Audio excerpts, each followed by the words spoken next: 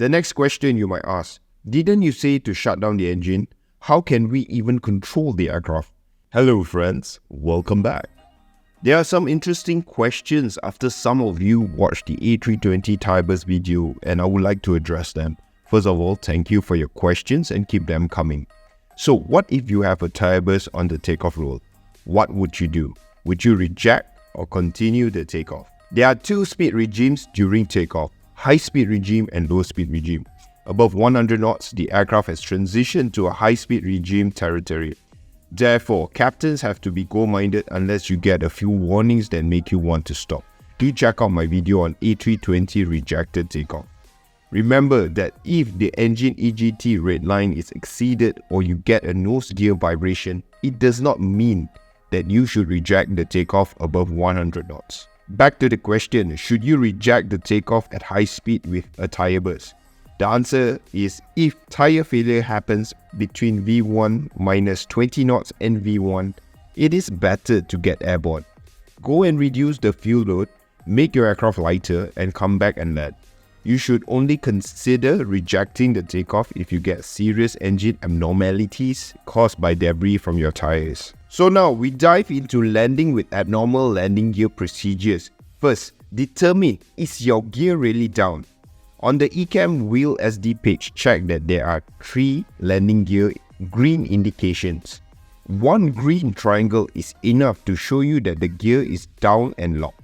The green memo landing gear down must be displayed.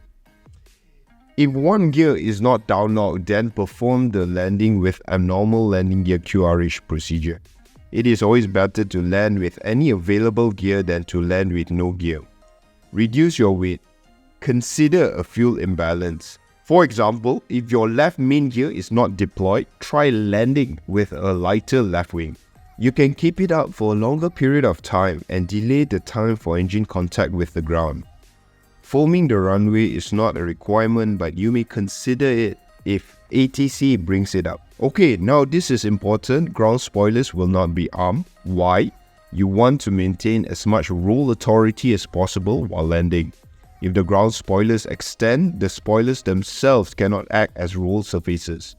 Do not arm the auto brake. Manual braking will enable better pitch and roll control. Also, if the ground spoilers are not armed, the auto brake cannot be activated. For braking, the important thing is speed. With one main landing gear not extended, you will not get the initial reference speed from the anti-skid system. Therefore, you need to switch off the anti-skid system to prevent permanent brake release. Then you ask, what about the engines? Back to the example, if your left main gear is kaput, you should shut down your left engine early enough to make sure fuel is cut off before your engine hits the ground, but late enough to maintain sufficient roll authority on control surfaces. Your hydraulics are powered by the engine, so you want to have control of the plane.